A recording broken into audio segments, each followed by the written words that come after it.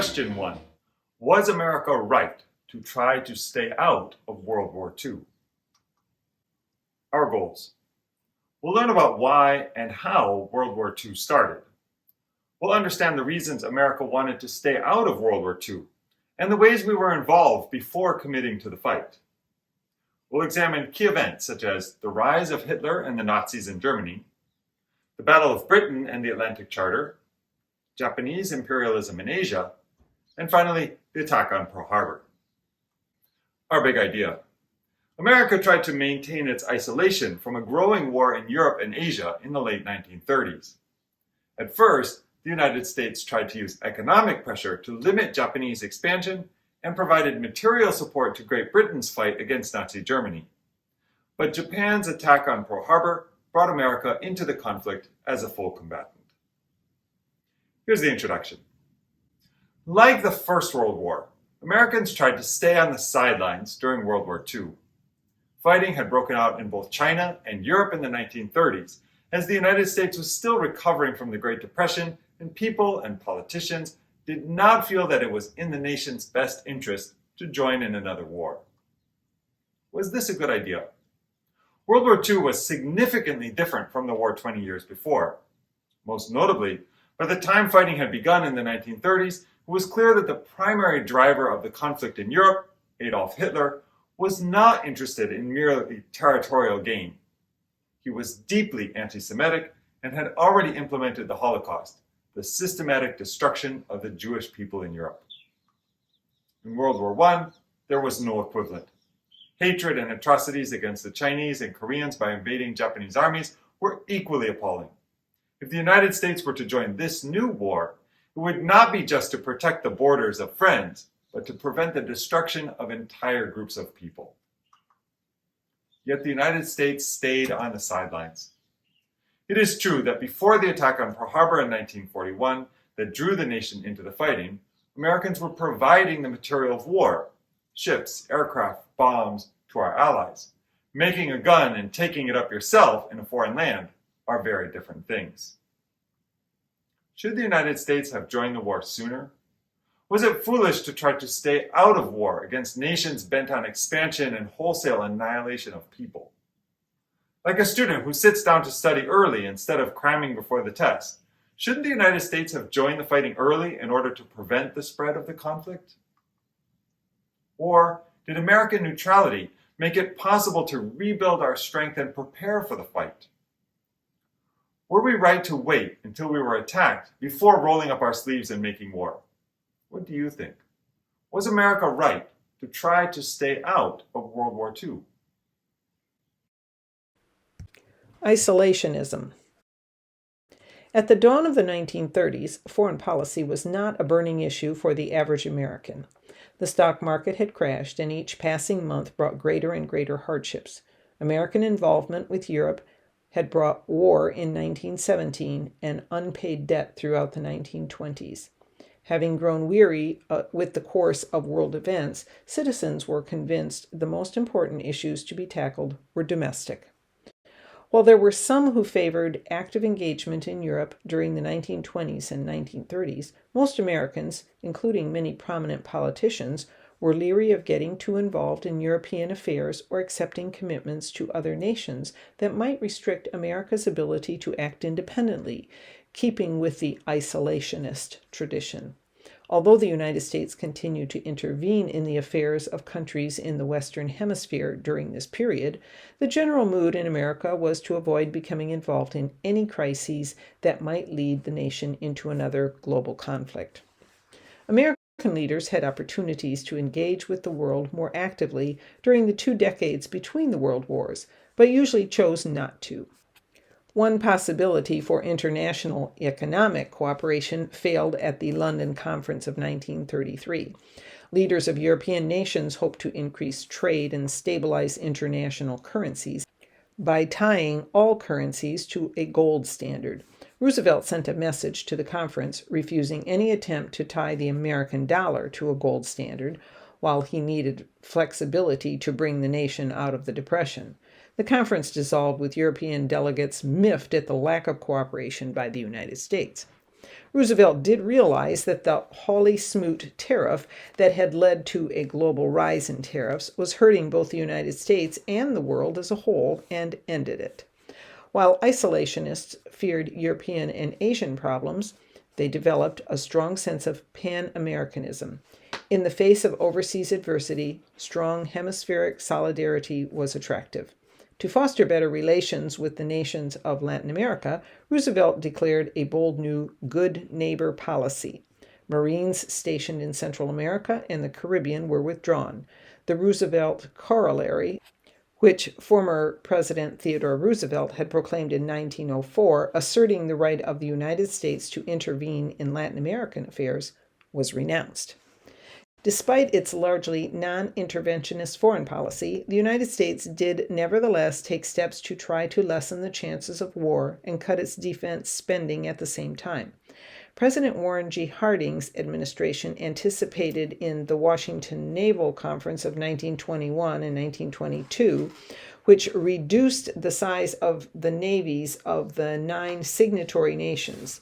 In addition, the Four-Power Treaty, signed by the United States, Great Britain, France, and Japan in 1921, committed the signatories to abstaining from making any territorial expansion in Asia.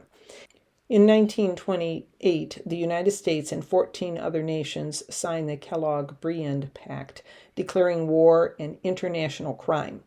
Despite hopes that such agreements would lead to a more peaceful world, they failed because none of them committed any of the nations to take action in the event of treaty violations. Fascism.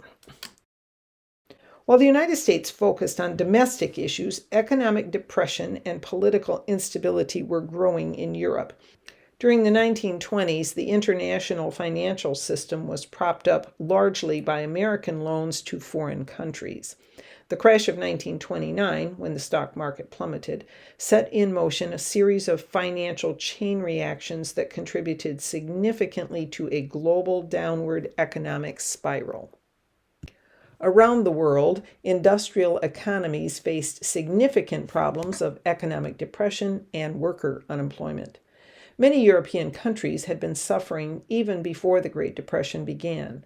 A post-war recession and the continuation of wartime inflation had hurt many economies, as did a decrease in agricultural prices, which made it harder for farmers to buy manufactured goods or pay off loans to banks. While the United States was fortunate to have Franklin Roosevelt, in other nations, less democratic-minded leaders emerged. Benito Mussolini capitalized on the frustrations of the Italian people who felt betrayed by the Versailles Treaty. In 1919, Mussolini created the Facci Italiani di Combattimento, or Italian Combat Squadron. The organization's main tenets of fascism called for a totalitarian form of government and a heightened focus on national unity, militarism, social Darwinism, and loyalty to the state. With the support of major Italian industrialists and the king, who saw fascism as a bulwark against growing socialist and communist movements, Mussolini became prime minister in 1922. Between 1925 and 1927, Mussolini transformed the nation into a single-party state and removed all restrictions on his power. In Germany, a similar pattern led to the rise of the totalitarian National Socialist Party. Political fragmentation through the 1920s accentuated the severe economic problems facing the country. As a result, the German Communist Party began to grow in strength, frightening many wealthy and middle-class Germans. In addition, the terms of the Treaty of Versailles had given rise to a deep-seated resentment. It was in such an environment that Adolf Hitler's Nationalsozialistische Deutsche Arbeiterpartei, or the National Socialist German Workers' Party, or Nazi for short, was born. The Nazis gained numerous followers during the Great Depression, which had hurt Germany tremendously. By 1932, nearly 30% of the German labor force was unemployed. Not surprisingly, the political mood was angry and sullen. Hitler, a World War I veteran, promised to return Germany to greatness. By the beginning of 1933, the Nazis had become the largest party in the German legislature.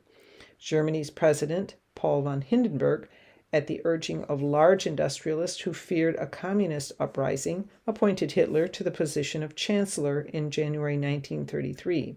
In the elections that took place in early March 1933, the Nazis gained the political power to pass a law that gave Hitler the power to make all laws for the next 4 years. Hitler thus effectively became the dictator of Germany. Hitler's popularity sometimes is perplexing for Americans, but it is important to remember that in a time when Germans were suffering, he offered a solution. Unlike President Roosevelt, who famously said, "The only thing we have to fear is fear itself," Hitler led his people to believe that the source of their problems were outsiders, the Allies that had imposed the harsh conditions of the Treaty of Versailles, and Jews, who he claimed were manipulating the world's economy. After gaining power, Hitler and his followers worked to make their party and its leader synonymous with Germany itself. This characteristic of fascism meant that citizens pledged allegiance to Hitler rather than their nation.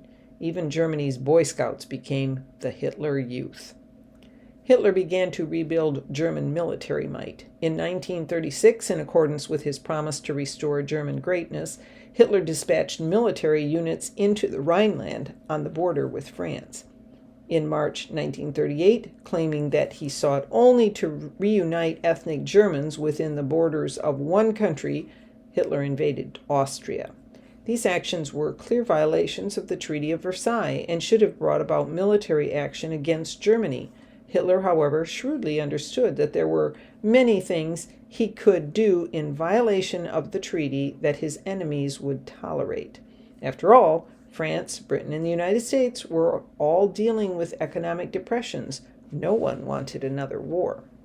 At a conference in Munich later that year, Great Britain's Prime Minister, Neville Chamberlain, and France's Prime Minister, Édouard Daladier, agreed to the partial dismemberment of Czechoslovakia and the occupation of the Sudetenland, a region with a sizable German population. This Munich Pact offered a policy of appeasement in the hope that Hitler's expansionist desires could be bought off without war.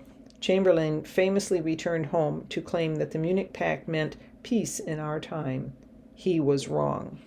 Not long after the agreement, Germany occupied the rest of Czechoslovakia as well. Today, Chamberlain and the idea of appeasement are remembered as examples of the failure of hoping for the best when dealing with dictators bent on expansion. In the Soviet Union, Premier Joseph Stalin, observing Hitler's actions and listening to his public pronouncements, realized that Poland, part of which had once belonged to Germany and was home to people of German ancestry, was most likely next. Although fiercely opposed to Hitler, Stalin, sobered by the French and British betrayal of Czechoslovakia and unprepared for a major war, decided the best way to protect the Soviet Union and gain additional territory was to come to some accommodation with the German dictator. In August 1939, Germany and the Soviet Union signed a secret treaty and agreed to divide Poland between them and not make war upon one another. Japan and war in Asia. Militaristic politicians also took control of Japan in the 1930s. The Japanese had worked assiduously for decades to modernize, build their strength, and become a prosperous, respected nation. The sentiment in Japan was decidedly pro-capitalist, and the Japanese militarists were fiercely supportive of a capitalist economy. They viewed with great concern the rise of communism in the Soviet Union, and in particular China, where the issue was fueling a civil war, and feared that the Soviet Union would make inroads in Asia by assisting China's communists. In 1936, Japan and Germany signed the Anti-Comintern Pact, pledging mutual assistance in defending themselves against the Comintern, the international agency created by the Soviet Union to promote worldwide communist revolution. In 1937, Italy joined the pact, essentially creating the foundation of what became the military alliance of the Axis powers. Like its European allies, Japan was intent upon creating an empire for itself. In 1931, it created a new nation in the northern area of China called Manchuria. The Japanese called it Manchukuo. Although the League of Nations formally protested Japan's seizure of Chinese territory, it did nothing else. As was the case with Hitler's expansion in Europe, the British, French, and other League members had no desire to go to war with Japan to protect a corner of China. The official American response was the Stimson Doctrine, which refused to recognize any territory illegally occupied by Japan. It was the first step in a series of moves the Americans made to show their displeasure with Japanese expansion, and which eventually pushed the Japanese government to attack the United States. In 1937, a clash between Japanese and Chinese troops, known as the Marco Polo Bridge Incident, led to a full-scale invasion of China by the Japanese. Although the conflict led to a temporary halt to the civil war between China's nationalists and communists, the better equipped and organized Japanese armies swept southward, capturing most of China's coastal cities. The advance of the Japanese was accompanied by some of the worst atrocities in human history, including in the city of Nanjing, where Japanese soldiers systematically raped Chinese women and massacred hundreds of thousands of civilians. Public sentiment in the United States turned against Japan. Members of Protestant churches that were involved in missionary work in China were particularly outraged, as were Chinese Americans. Japan was not only interested in territorial expansion in China, they had taken Taiwan in 1895, Korea in 1918, and due to a resolution of the League of Nations, controlled the islands of Micronesia as well. American neutrality. President Franklin Roosevelt was aware of the challenges facing the targets of Nazi aggression in Europe and Japanese aggression in Asia. Although he hoped to offer American support, isolationist sentiment was difficult to overcome. One leader of the America First Committee that promoted isolationism was the famous aviator Charles Lindbergh. Another was Senator Gerald Nye of North Dakota. Nye claimed that the United States had been tricked into participating in World War I by a group of industrialists and bankers who sought to gain from the country's participation in the war. The United States, Nye urged, should not be drawn again into an international dispute over matters that did not concern it, whether because they feared for the lives of American young men or because they shared some of Hitler's anti-Semitic ideas. The America First Committee was an important political force in the United States, and many in Congress shared their views. Roosevelt's willingness to accede to the demands of the non-interventionists led him even to refuse assistance to those fleeing Nazi Germany. Although Roosevelt was aware of Nazi persecution of the Jews, he did little to aid them. In a symbolic act of support, he withdrew the American ambassador to Germany in 1938. He did not press for a relaxation of immigration quotas that would have allowed more refugees to enter the country, however. In 1939, he refused to support a bill that would have admitted 20,000 Jewish refugee children to the United States. Again, in 1939, when German refugees aboard the ship SS St. Louis, most of them Jews, were refused permission to land in Cuba and turned to the United States for help, the State Department informed them that immigration quotas for Germany had already been filled. Once again, Roosevelt did not intervene because he feared the power of anti-Semitic nativists in Congress. His failure to stand up to them is one of the dark marks on Roosevelt's legacy. To ensure that the United States did not get drawn into another war, Congress passed a series of neutrality acts in the second half of the 1930s. The Neutrality Act of 1935 banned the sale of armaments to warring nations. The following year, another Neutrality Act prohibited loaning money to belligerent countries. The last piece of legislation, the Neutrality Act of 1937, forbade the transportation of weapons or passengers to belligerent nations on board American ships and also prohibited American citizens from traveling on board the ships of nations at war. Roosevelt, however, found ways to help America's future allies without violating the Neutrality Acts. Since Japan had not formally declared war on China, a state of belligerency did not technically exist. Therefore, under the terms of the Neutrality Acts, America was not prevented from transporting goods to China. In 1940, the president of China, Chiang Kai-shek, was able to prevail upon Roosevelt to ship 100 fighter planes to China and to allow American volunteers, who technically became members of the Chinese Air Force, to fly them. Roosevelt would be even more creative in finding ways to help the British. War begins in Europe. In 1938, the agreement reached at the Munich Conference failed to satisfy Hitler. In May of the next year, Germany and Italy formalized their military alliance with the Pact of Steel. On September 1st, 1939, Hitler unleashed his newly rebuilt and modernized army against neighboring Poland. Using a new strategy called Blitzkrieg, or lightning war, the Germans combined swift surprise attacks, combining infantry, tanks, and aircraft to quickly overwhelm the enemy. Britain and France now knew that the agreement at Munich had been a failure, that Hitler could not be trusted, and that his territorial demands were insatiable. On September 3, 1939, they declared war on Germany, and the European phase of World War II had begun. Responding to the German invasion of Poland, Roosevelt worked with Congress to alter the neutrality laws to permit a policy of cash and carry in munitions for Britain and France. The legislation, passed and signed by Roosevelt in November 1939, permitted belligerents to purchase war material if they could pay cash for it and arrange for its transportation on board their own ships. In the spring of 1940, the German armies and Air Force overwhelmed France, Belgium, Luxembourg, and the Netherlands. In just 6 weeks, Paris had fallen.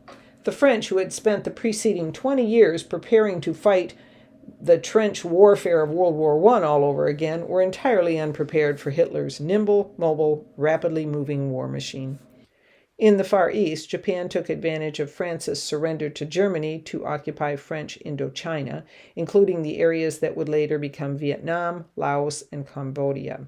In response, beginning with the Export Control Act in July 1940, the United States began to embargo the shipment of various materials to Japan, starting first with aviation gasoline and machine tools, and proceeding to scrap iron and steel.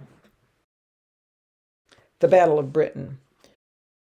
Following the surrender of France, the Battle of Britain began. Great Britain had the advantage of being an island nation.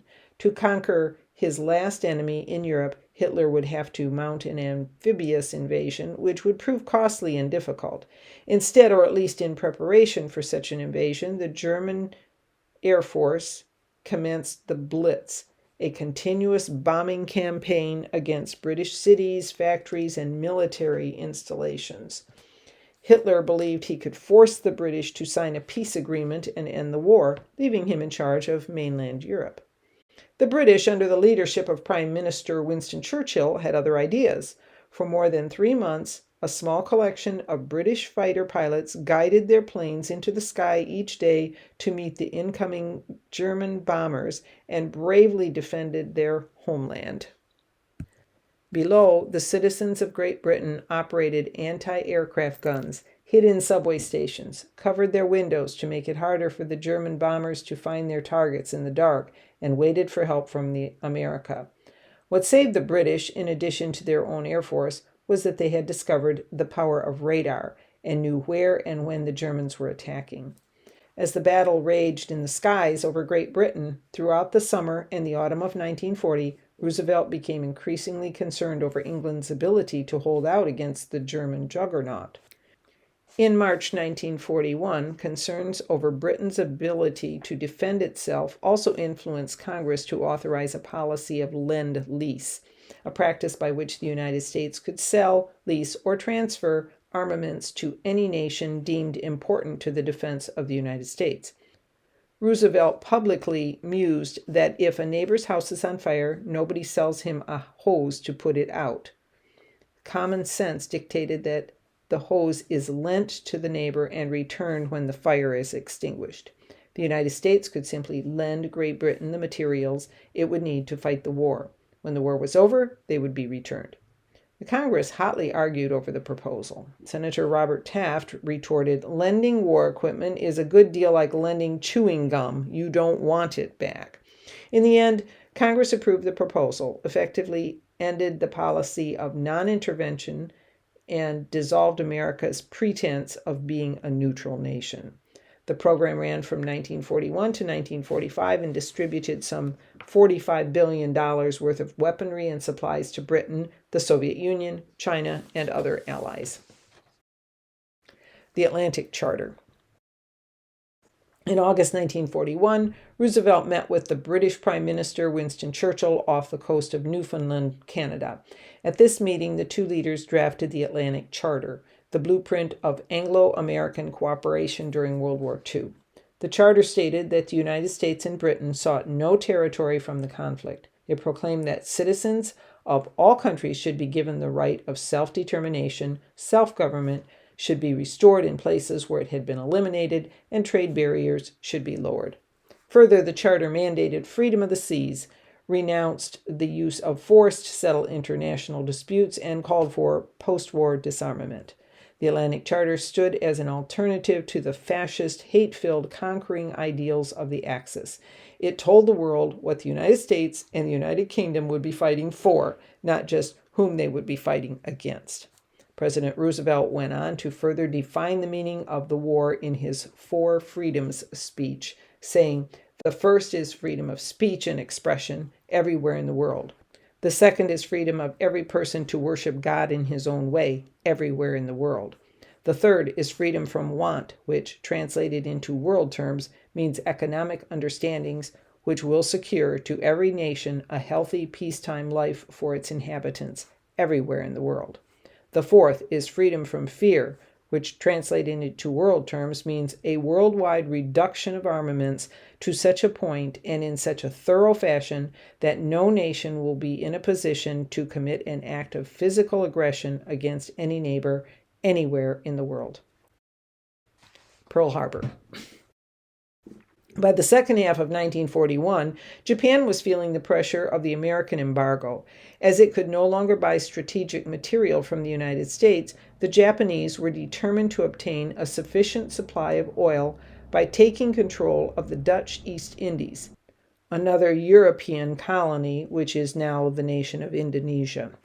However, they realized that such an action might increase the possibility of American intervention, since the Philippines, still American territory, lay on the direct route that oil tankers would have to take to reach Japan from Indonesia. Japanese leaders thus attempted to secure a diplomatic solution by negotiating with the United States while also authorizing the Navy to plan for war. The Japanese government also decided that if no peaceful resolution could be reached by the end of November 1941, then they would have to go to war with the United States. The American final counterproposal to various offers by Japan was for the Japanese to completely withdraw without any conditions from China and enter into non-aggression pacts with all the Pacific powers. Japanese leaders understood that their smaller nations would probably lose a prolonged war with the United States, but felt that the American proposal was unacceptable. For Japan, pulling out of China was equivalent to being blackmailed by the United States.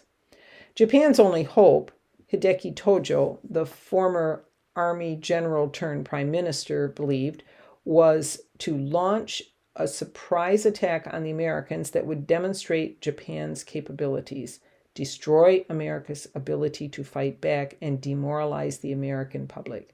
If such an attack could be made, Roosevelt would have no choice but to sign a neutrality agreement and let the Japanese have their way in Asia. It was a dangerous gamble. At 7:48 in the morning on Sunday, December 7, 1941, the Japanese attacked the American Pacific Fleet at anchor in Pearl Harbor, Hawaii. They launched 2 waves of attacks from 6 aircraft carriers that had snuck into the Central Pacific without being detected. The attacks brought some 353 fighters, bombers, and torpedo bombers down on the unprepared fleet. The Japanese hit all 8 battleships in the harbor and sank 4 of them.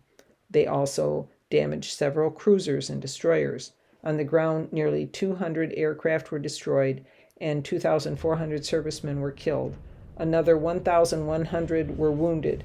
Japanese losses were minimal. In the end, however, the battle failed to achieve its primary objective. In time, the workers in Pearl Harbor repaired many of the damaged ships, and the United States did not sue for peace. The attack on Pearl Harbor was just the first in a string of offenses against American and British strongholds. Hong Kong, Malaysia, Singapore, Guam, Wake Island, and the Philippines all soon fell to the Japanese. Whatever reluctance to engage in conflict the American people had had before December 7, 1941, evaporated. Americans' incredulity that Japan would take such a radical step quickly turned into a fiery anger, especially as the attack took place while Japanese diplomats in Washington were still negotiating a possible settlement. President Roosevelt, referring to the day of the attack as a day which will live in infamy, asked Congress for a declaration of war, which it delivered to Japan on December 8th. On December 11th, Germany and Italy declared war on the United States in accordance with their alliance with Japan. Against its wishes, the United States had become part of the European conflict. Conclusion. Perhaps Americans should not have been surprised to be attacked by the Japanese at Pearl Harbor. We had certainly boxed them into an impossible diplomatic situation. There was no way for the military leaders in Tokyo to accept American demands and save face. In addition, we were actively supporting China and Britain with the weapons of war. In some ways, it seems foolish to think the Japanese would not have considered us enemies. In that way, the United States had already joined a war before the shooting began. However, throughout the turbulent 1930s, Americans had hoped to avoid getting directly involved in another global conflict. Congress had passed a series of neutrality acts and only reluctantly agreed to Roosevelt's request for approval of the Lend-Lease Act. Was neutrality and cautious preparation the right course? Should the United States have decided to engage the Axis first instead of waiting to be attacked? What do you think? Was the United States right to try to stay out of the war? Seems you're right back digging that G.I.